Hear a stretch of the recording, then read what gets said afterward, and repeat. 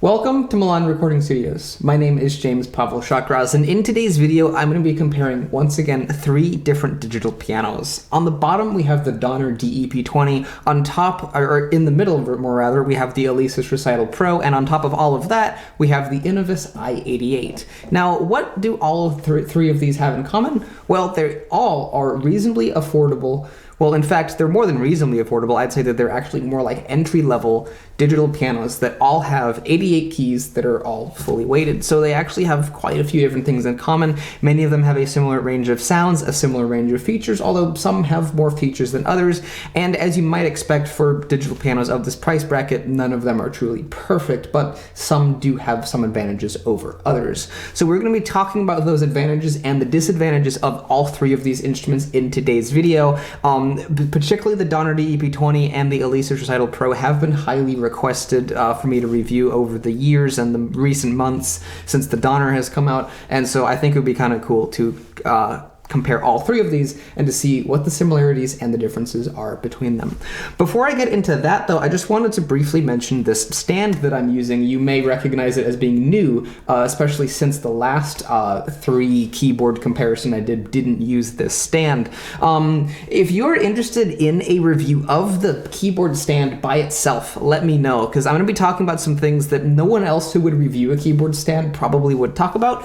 And so we're going to be, in that video, we take a look at it, and like the digital piano reviews I do, look at its benefits and its drawbacks as well, and be completely and blatantly honest about the stand too. So if you're interested in that, I've had a few requests over the years for people asking me to make videos about what sorts of keyboard stands I use, and this is a new one to me, and so I thought it would be kind of cool to do a video about that. But let me know if you want me to do that. And with that out of the way, it's about time we turn our attention to these digital pianos themselves. Now, one other thing they all have in common, like I said earlier, is that they're pretty reasonably priced.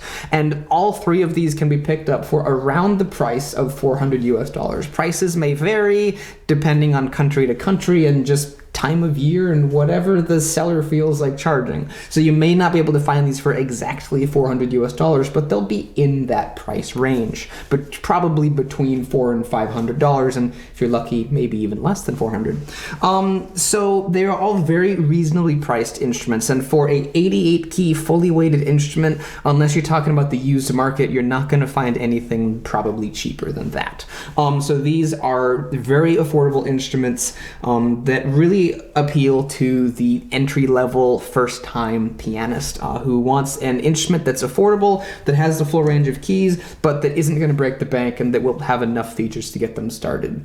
But even looking at these instruments with that goal in mind of being a basic level instrument for a beginning pianist, even at that basic level, some of these instruments kind of start to fall apart in some senses, if you get what I mean. They will have some disadvantages even to a beginning piano. So we'll talk about that more in a bit. But for starters, the build quality, what's it like? Well, I'd say it's probably about the same on all 3 of these, right? They're $400 digital pianos. You've got, plastic bits on all 3 of them.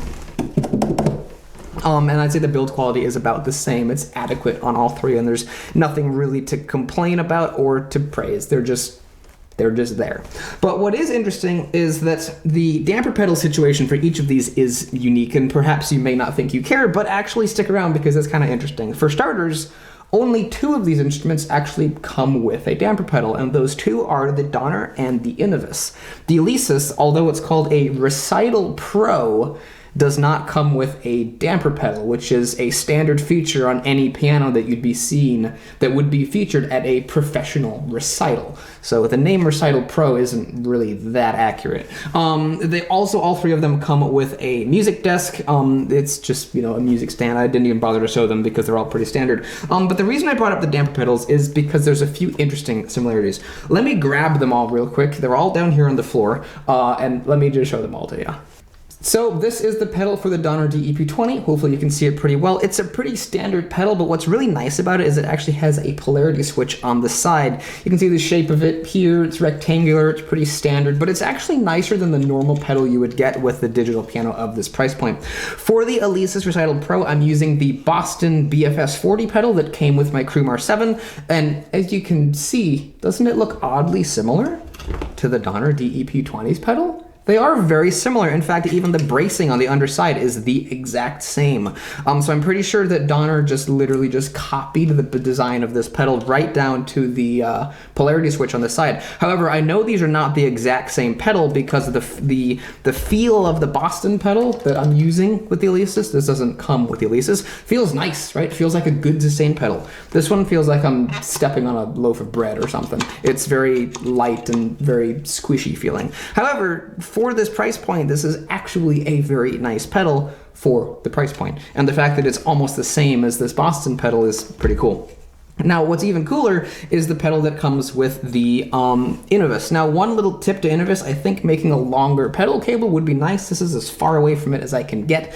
The other two are very long. But what makes this special is not only does it have a nice firm feel like the Boston pedal, so it's got a nice quality feel to it, but it actually has a 5-pin connector on the back. So what Inovus was going for here was that this keyboard could not only be used with a singular pedal, but that you could also connect a triple pedal like the one you might find with a Kawai not the ES, what was it? The MP11. The old MP11 came with a triple pedal unit that would work in the back of this Inovus i88, which is pretty neat. So that was the idea that they were going with here. And what's kind of cool about Inovus compared to Alesis and compared to Donner is that Inovus in particular seems to be really concerned with, what's the word I'm looking for? How their instruments are perceived and the community feedback. That's the word. Inovus is very concerned with community feedback, and so they sent this instrument out to a few different YouTubers, including myself, to see what their thoughts were on it. And based on the feedback they received, Inovus was debating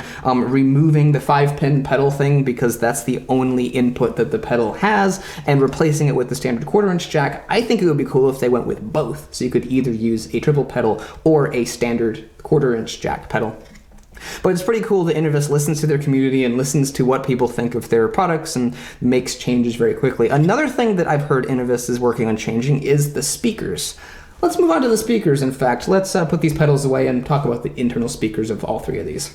So as you might expect for instruments of this price point, the speakers in all three of these are not perfect, but some of them are in fact better than others, and the fact that Inovus has listened to what their community thought of their speaker system and is, to my understanding, working on upgrading it for the next version of the i88 or the next keyboard they produce is honestly pretty cool. So although this instrument is imperfect in its speakers, they do have some advantages. And Inovus is working on improving them, which is pretty cool. So for starters, I think the one with the best speakers is the Donner DEP20. They actually have pretty good bass, which is difficult to find in digital pianos. They're very loud, very powerful, and they don't distort at louder volumes. The Alesis Recital Pro, I think, arguably could have the worst speakers. They're very quiet, they're very muffled. It feels like you're playing a piano with 4 thick wool blankets on top of it. It just feels very muffled. And then the Inovus is kind of the polar opposite of that. It's bright, it's thin, it's brassy, and it's powerful, which is kind of interesting, although it lacks any bass pretty much whatsoever. To give you a quick demonstration of these speakers, I'm going to use these microphones here. They'll be capturing the room, and they'll be capturing the speakers just for convenience's sake, and just to give you an idea of what they might sound like. And I'll play a couple of chords on each of these, and we'll see what they sound like.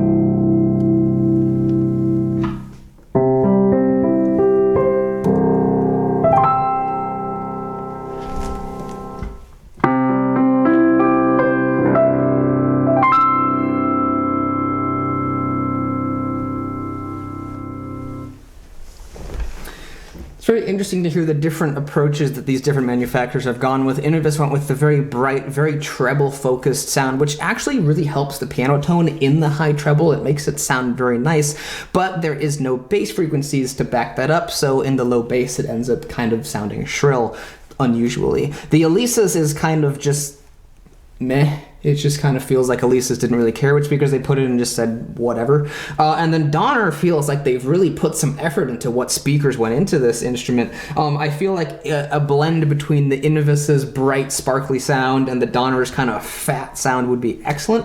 More bass added to the Inovus, I feel like, would really dramatically improve the way it sounds. But the Donner really feels loud and powerful and planted, even at loud volumes, which is pretty cool.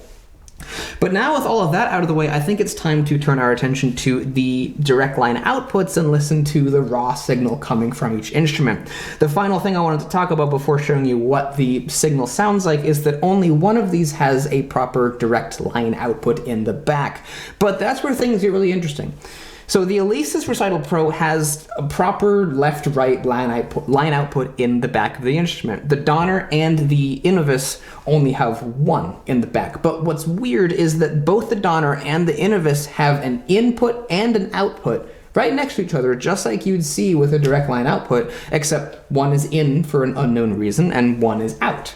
So by simply making the input and output then and doing, you know, the whatever necessary wiring or whatever to make it a proper direct line output with left and right channels, you could easily make these have a direct line output. So it's interesting that they chose to have a solitary input and a solitary output rather than just sacrificing the input and making them stereo outputs. I don't know what the logic was on that. I feel like we're going to start seeing more and more of these affordable entry-level digital pianos with proper stereo line outputs. And although you may think that because this has a proper line output, it is the automatic winner, well, we'll see about that. Just because something does have a stereo line output doesn't automatically make it better. So we're going to take a look and see how these sound. For the first bit, I'm going to push these instruments to their very limit and play just the first half on all three of these. Just the first half of Scarlatti's Keyboard Sonata K1. It's a quick piece with trills that, although it's not the most complicated piece ever written for a keyboard instrument, for these, it's on that cusp.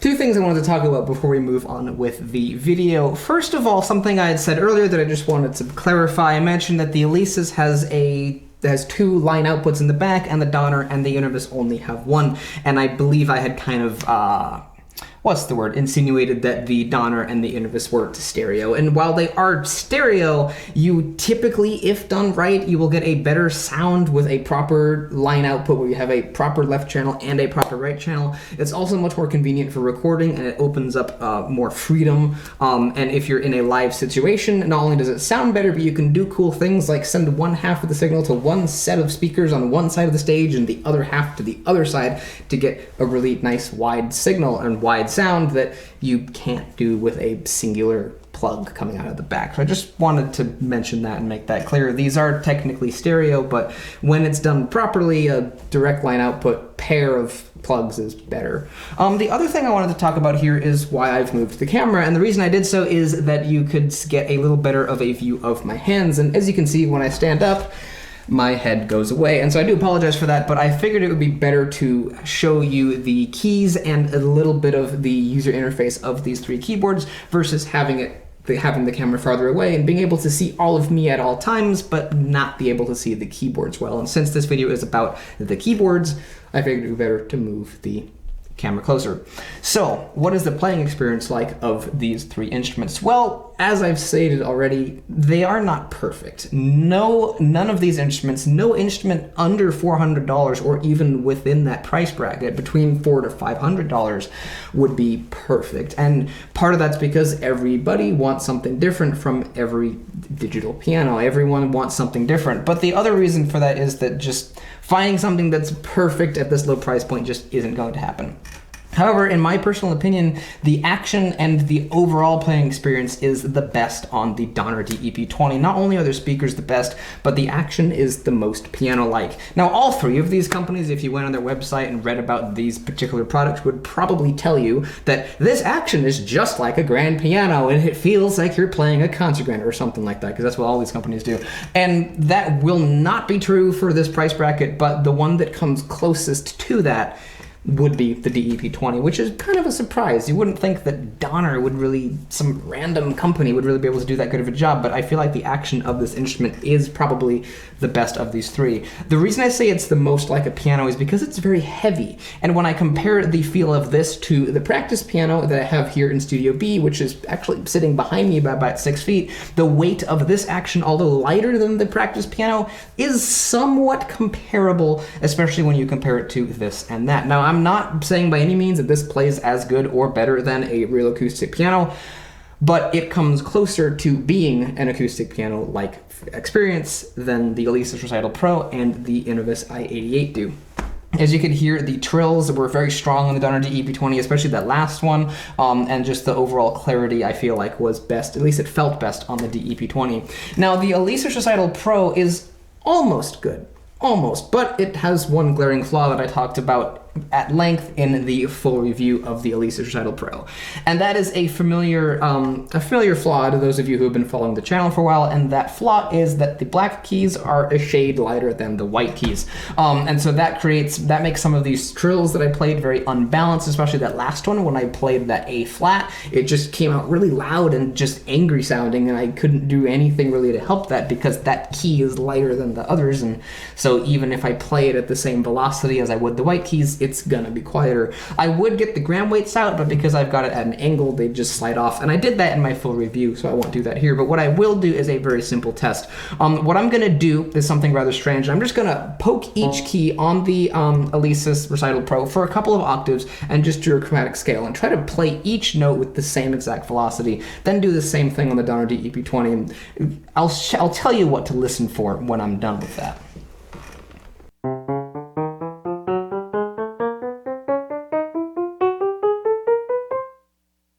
Right, now how about the Donner?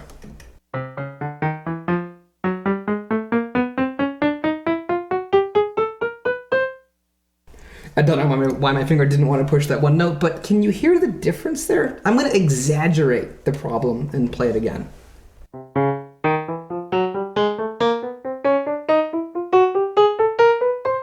Now I'm going to play it normally and listen for that same sound, but more subtle, on the Alesis versus the Donner.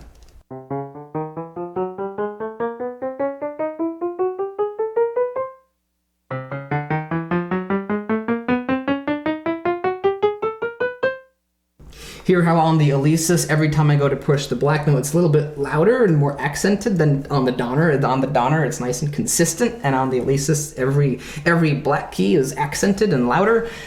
That is a very simple example of why having the black keys being lighter than the white keys is not a good thing. Even with something as simple as poking each note with one single finger, you notice a difference. So although a lot of people will argue, oh, only an experienced pianist would notice the difference between these black keys and these white keys, that's actually not really true. And even a beginning pianist who's learning how to play scales or learning how to play, a rolled chord, for example, if we were to play A major, perhaps, maybe it didn't sound like it, but that C sharp just felt a lot louder and too easy to play compared to the A and the E on either side of it. So even a beginning pianist who's learning how to play chords and how to play scales would notice this difference. And even if they didn't immediately go, oh, the black keys are lighter than the white keys, they might just have trouble playing certain things and think it doesn't sound good and blame themselves rather than the instrument. So it's not good. However, the white keys by themselves actually are okay. If Alesis fixed that balance issue of the black keys being lighter than the white keys, they'd have an acceptable action, I think. The white keys by themselves aren't too far behind the Donner, and playing them by themselves feels okay. The Inovus also has an okay action that I think could use some improvement. I think the issue with the Inovus's action, the one up top here, is that it's a little bit too light and also very bouncy. If we let the keys snap up to their resting position, you'll see that they bounce a lot, right? See that C? How it kind of bobbles. Now these also bobble. Every key will do that to some extent, but these ones don't do it anywhere near as much. In fact, that didn't hardly do it at all. Right? It just snaps up to its top. How about this one? It jiggles a little bit. But the difference here is that because it jiggles so much, it actually delays, it prevents you from being able to strike the note again. And so that's why trills on the Inovus i88 feel kind of weak, especially that last one. I just feel like I don't have any power to play.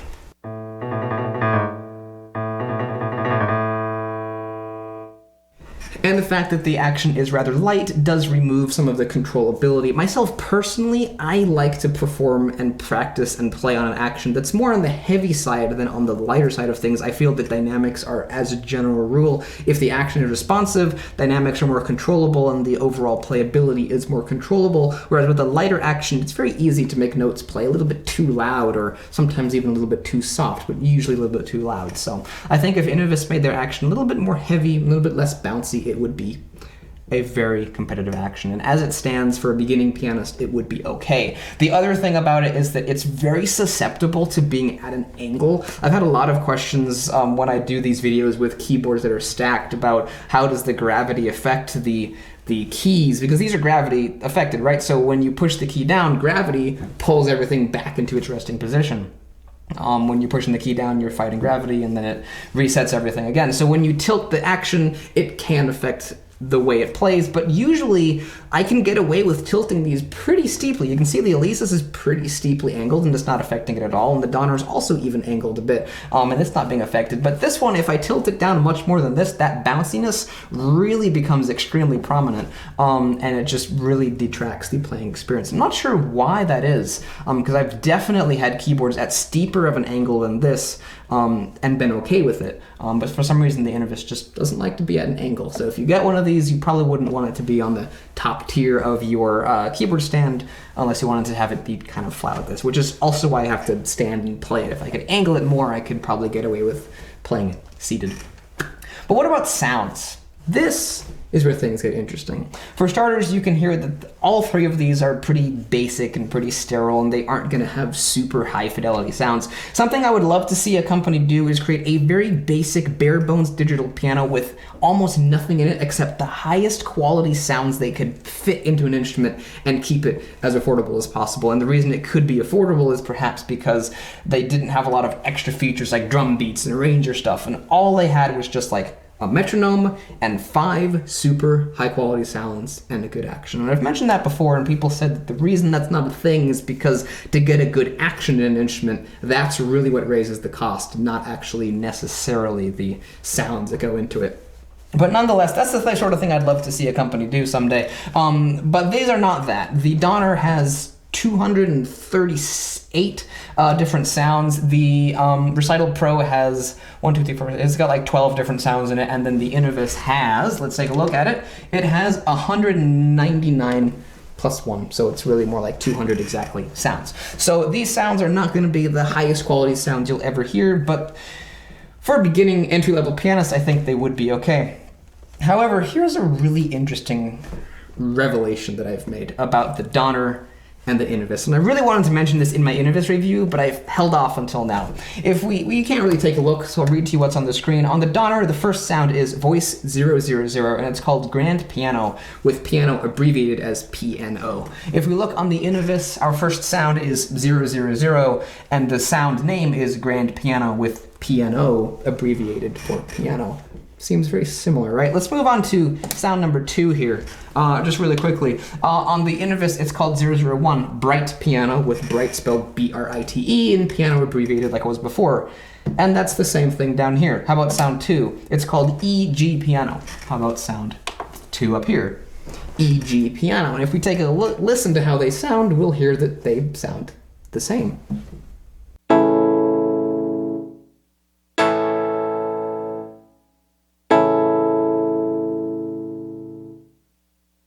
The only difference really being that the Inovus's speakers dramatically change the way it sounds. And perhaps that's why Inovus has such bright treble-focused speakers, is to change the way it sounds and make it sound like a completely different tone, because it sounds, through the speakers, like a totally different tone. But one way I know that these are using the exact same set of sounds for the majority of the instrument is if we go to number 10 here, it's a really, really unique sound, and it's actually one of my favorites. And if we go to 10 up here on the Inovus i88, and we play a little bit on both of these, we'll hear that these truly are exactly the same.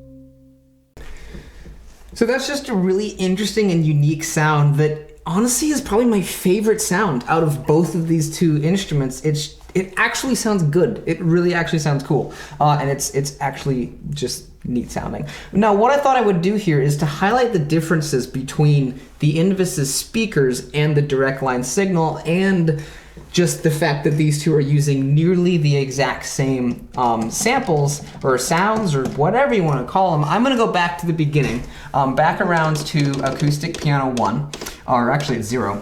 And what I'm going to do is play one chord on the Donner and then the same chord on the Inovus. I'm going to do that twice. So the first time is going to be with the direct signal of both. Then the second time I play those same two chords, we're going to be using the microphone. And then you'll be able to hear the difference. Same sounds, same chord, but for the first time around it's going to be with the direct signal, and the second time around is going to be with the microphone. So you'll hear that Inovus has really changed the way these sound by using those interesting speakers. But in reality they are nearly the same exact sound. I think some of them may be EQ'd slightly differently, but for all intents and purposes they're the same. So here we go.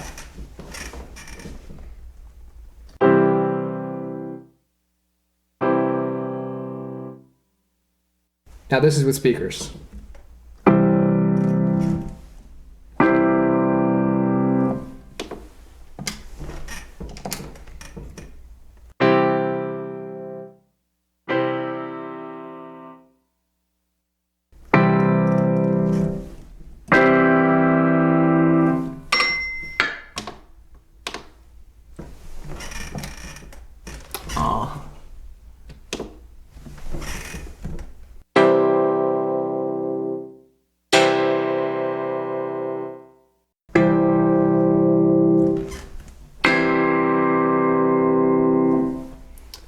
And here's the last one. Let's just do the honky-tonk piano. Actually, let's do the electric piano 1. We'll do that one. Whoops, wrong button. There we go.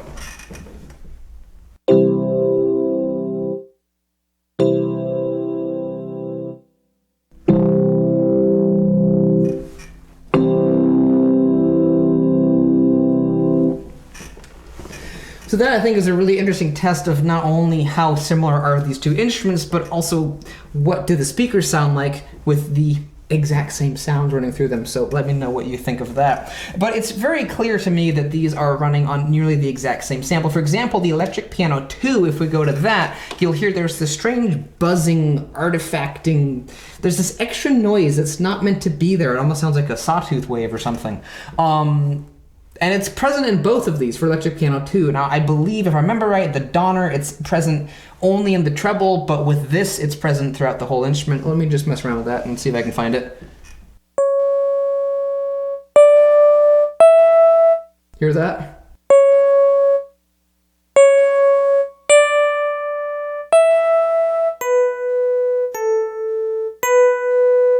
And in fact, if you listen to the sound, the extra buzzing sound, you'll hear that this C sharp is a kind of a low-pitched buzz, and this B is kind of it's a higher-pitched buzz. And if you listen up here, this C sharp will be a lower-pitched buzz, and this B will be a higher-pitched buzz. So if that doesn't scream to you that these are the exact same sound samples in both instruments, I don't know what does. Now, what is different between the sounds of the Donner and the sounds of the Inovus is that the Donner has more. The Donner has a whole gamut of interesting and actually kind of cool sounding ethnic instruments towards the end of its list of sounds. A lot of Chinese instruments like the erhu and the jinghu and things like that, and a bunch of other Indian instruments and things like that, whereas the Inovus I don't think has many of those at all. If we go to sound 200 of the Inovus, it's a doorbell or door creaking noise, I guess. And the sound 200 of the Donner may or may not be that. I'm actually really curious. Let's go through here and see if sound 199 is the same thing. I don't think it will be. Oh, it might be. Yeah, it is the same thing. Look at that. So I guess at 199 is just where Inovus said, you know what? We don't need any more of these sounds. Let's just cut it off there. And Donner went on to include a whole bunch of other sound effects and then all of the really neat ethnic instruments there. So that's really the only difference between the sounds of the Donner and the sounds of the Inovus is the Inovus has less, but all the ones it does have from my testing are nearly the same, if not the exact same. So what about the sounds in the Alesis then? What are they like? Well, they're kind of on par, but I'm not really personally a fan of them. The piano is very muted and dull.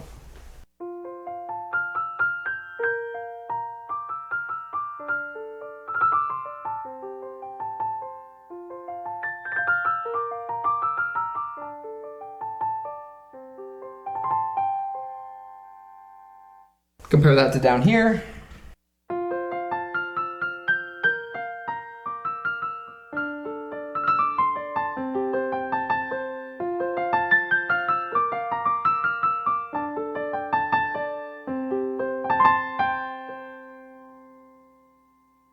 Some of that may be the speakers on the Recital Pro being kind of stuffy, but as a whole, the sound of the Recital Pro, especially with this acoustic piano sound, is just stuffy.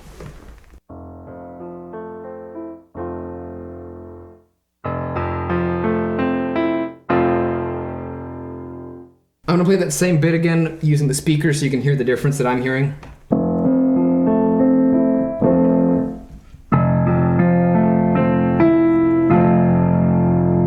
That's just full and fat on the Donner, and it's not the highest quality piano sample, but it's still fat and rich, whereas this is just kind of to me. I'm not really a fan of the Recital Pro's piano sound, although I think its strongest section probably is the treble. If we go to the electric piano sound of the Recital Pro, and we find the electric piano sound here in the Donner, let's just compare these two and see how they stack up.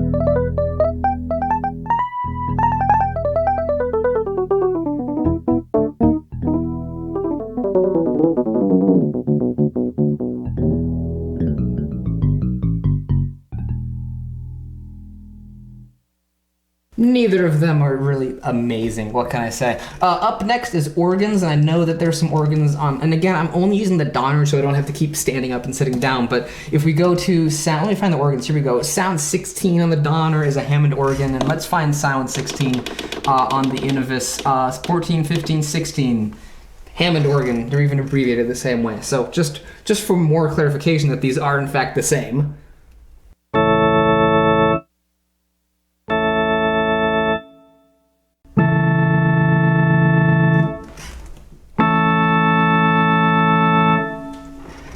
They just sound different because the speakers in the Inovus are a lot higher pitched and very treble focused. But if we compare the organ sound of the Recital Pro to the organ sound of the Donner, also the Inovus at the same time, really.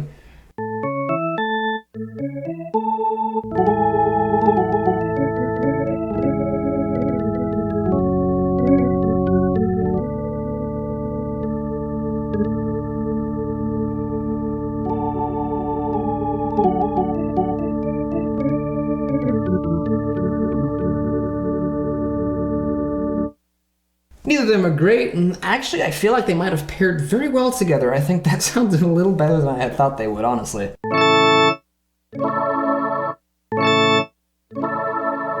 But by itself, the organ of the Recital Pro just sounds pretty blah.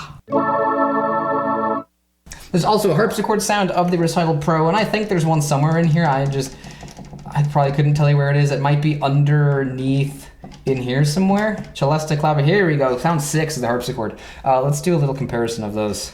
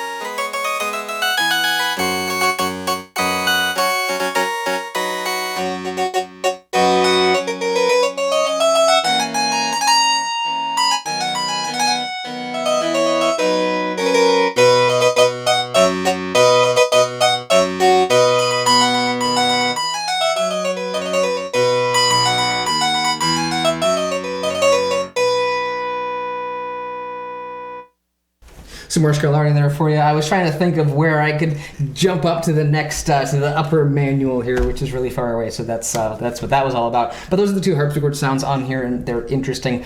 This has a synth sound, and I'm pretty sure the Donner has a few different synth type of sounds on it.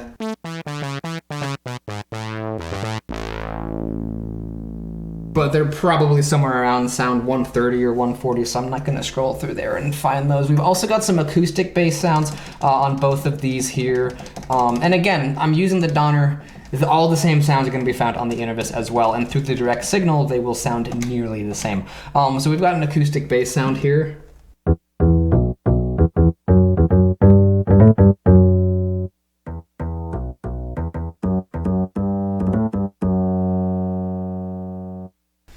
And there's a few other sounds on the Recital Pro. There's a bright version of the piano, there's a vibraphone, a church organ, a clavinet, and a strings pad, and then also a fingered bass guitar. But I don't really think there's a lot of point in going through all the different sounds of these instruments, because at the end of the day, they're all $400 priced instruments, and for the most part, they all sound kind of similar, right? They're all going to be relatively low quality sounds that are just simply there to do the job and not sound phenomenal. But what I think is now time to turn my attention to, for the most part, is kind of the user experience of the Donner, the Recital Pro, and the Inovus to see, you know, what is it like to use them. And I think that both the Donner, mostly the Donner, to a little extent the Inovus, definitely need a rework of the user interface. For example, to change sounds on the Donner, typically on a digital piano, you'll have a set of buttons. It'll say sound or something like that. Then you'll know that you turn that knob or you push those buttons to change the sound. And it's very nicely laid out on the Recital Pro. I gotta hand it to Alesis. The user interface of this is, as a whole, pretty nice. It's still not perfect. It's flawed, and I talked about that in my full review, but at a basic glance, it's much more intuitive to use. To change the sounds of the Donner, there's a simple pair of buttons labeled trans, not sound or anything like that. It's just trans, which in the context of music sounds like transpose. So every time I sit down on this, I'm like, those are the transpose buttons. Where do I change the sound?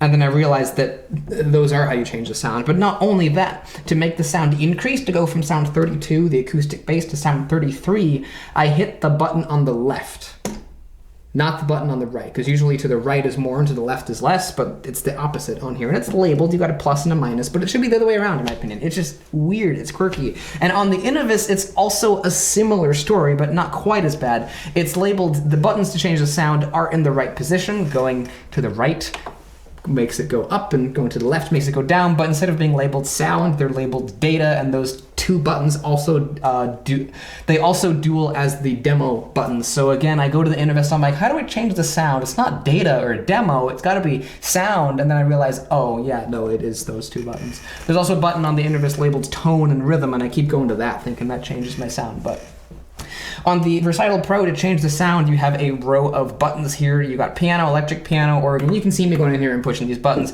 You can even use this knob here to cycle through the different sounds too, which is very intuitive and pretty easy to do. On the Donner, you have a DSP effect, which isn't really that great. It's kind of like a reverb sort of thing, and the Recital Pro also has a reverb. One added bonus that the Alesis does have is you can actually go in there and customize the amount of reverb, but at the end of the day, it's not going to be very good sounding reverb, so I'm not really sure that it matters that much, but nonetheless.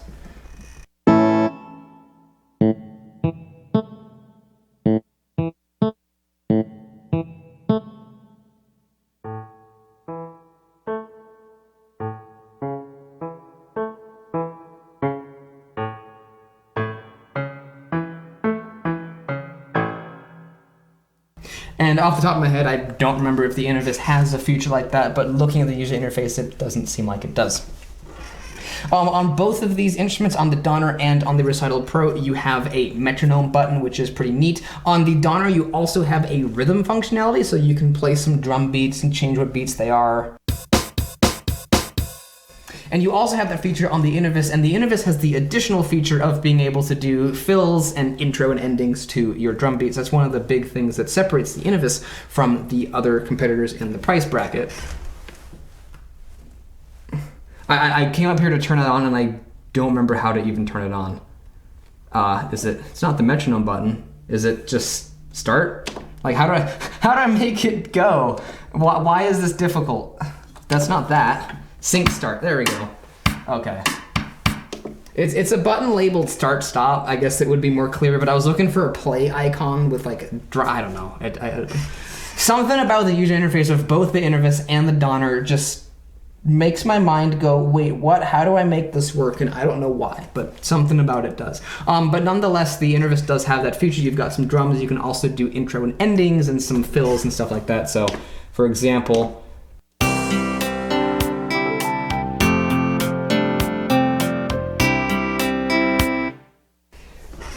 that was very loud, and it's not the best sounding thing, but again, it's a $400 price bracket, so what more can you expect? The Inovus also has metronome, which is pretty cool. The Inovus is also the only one of these three to have Bluetooth functionality. That's what this blinking light is for, if you can see that. So you can connect your phone to the Inovus and use it as a Bluetooth speaker, which is pretty cool. But with those very treble-focused speakers, it's not going to be the best sounding Bluetooth speaker you'll ever hear. As far as other things to talk about, there's not really, honestly, that much with these instruments. At the end of the day, they are all very similar, which is why people have wanted me to review the three. But between these three, if someone asked me which is the one that you would recommend to buy for a beginning pianist, personally, I think that Donner is probably the best well-rounded of the three, especially with the action and in combination of the speakers. But don't rule out Inovus, because I do believe that the company is very focused on improving their products, and I believe they're coming out with new things in the future, which will be cool. And I'm assuming that they're going to improve on the action, improve on the speakers, and maybe work on the user interface as well. It's a very nice looking user interface. It's just, maybe it's just me, but whenever I look at it, I just go, wait, how do I do this thing? I just feel like maybe the labels need reworking or something. One thing with the Recital Pro is that the font they used on the keyboard is very big and bold and easy to read, whereas these are very slim, thin typefaces on both. Are they the same? They might be the exact same font. They might be the exact same font between the Inovus and the Donner. I'm not sure. But they are very similar looking. Anyways, those are many of the differences between the Donner, the Alesis, and the Inovus. I do hope that you guys have enjoyed this video. It was quite interesting to see the comparison between the three. So hopefully, to anyone out there who was considering purchasing the Donner DEP20, the Alesis Recital Pro, or the Inovus i88, hopefully this video has given you a little bit of a better idea of what they are like compared to each other. I've gotten quite a few requests for comparisons between the Donner and the Alesis, and when I got the Inovus i88, since it's very competitive with the other two, I figured I'd throw it in the mix and just do a comparison between all three. So hopefully you all have found this video very interesting, very informative, and if you did, definitely let me know down in the comment section below. And also, if you enjoyed the video, you might want to go check out the rest of my channel if you're new. I've got lots of cool videos of acoustic pianos, especially digital pianos as of late, and all kinds of other cool things too. I've also got a second channel called Milan Recording Studios, and that's where I do lots of really cool musical performances and recordings here at the studio. And the final thing I wanted to say is that if you're really enjoying the channel and you want to see me do more videos like this, you might want to think about joining the Patreon page that will be linked in the description down below, because that will help me make more videos like this in the future. Thank you very much for watching this video. If you liked it, like I said, give the video a like, go check out my channel, and I'll see you in the next video. Goodbye.